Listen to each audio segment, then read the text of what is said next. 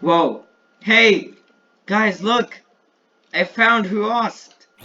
Oh my god! I've been searching for this guy for millennia. Okay, let's just do this now.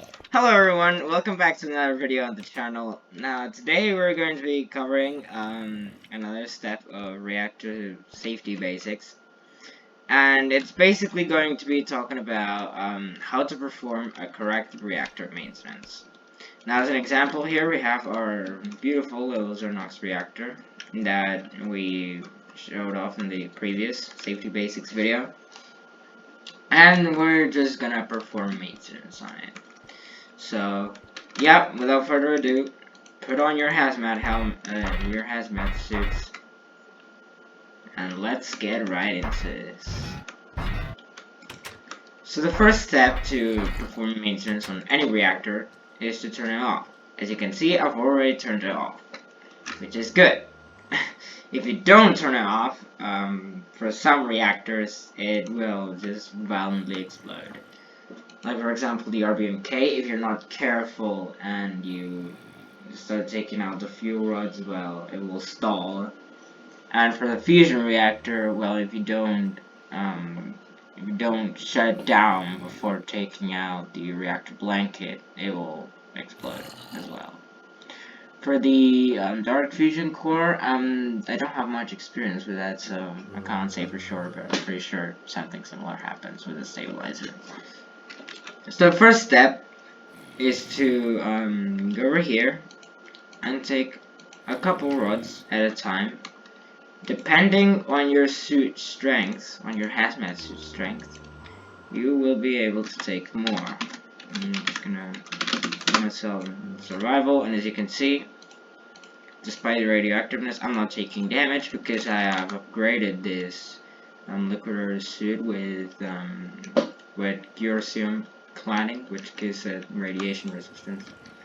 So we'll just take all these out. Take your time. You do not need to put the reactor back into operation like immediately. It is fine to wait. It's better to be safe than sorry, okay? Now take these to your crafting grid and take these. Now these are depleted uranium fuel. Well, or depleted any fuel that you're using. And that is why it is important to have a spent fuel pool nearby. So let's take a dive in and just start filling these out with the spent uranium. This uranium is more radioactive than its normal fissionable counterpart. Make sure you do not drown, of course. And just continue filling these out. Once you have them all filled out, assuming you have some uranium billets at hand, or any type of fuel you're going to use, you're just going to go over to your crafting grid, and for example, for the Zernox rod, just put it here, and split these two, and boom. You have all the fuel that you're going to need for your next reactor operation. Now, depending on the type of the reactor, the setup, and the type of fuel, it will the fuel cycle will last longer or shorter. For example, natural uranium is the one that lasts the most inside the Zernox reactor. However, unfortunately, it still doesn't last more than 10 minutes. So, talk about inefficient. Have a lot of fuel on hand, okay? The RBMK is much more fuel efficient. Just open up your reactor chamber, go in here, open up the GUI, or yeah, whatever you have, and just start replacing these. Place fresh fuel inside. As always, you make sure to keep track of the radioactivity. As you can see, depleted natural uranium is just 172.5 rads. This is 150, 112, 150, 187 for plutonium, which is really strong. 150, 165, 225 for scribidium, and well, this one is the least radioactive.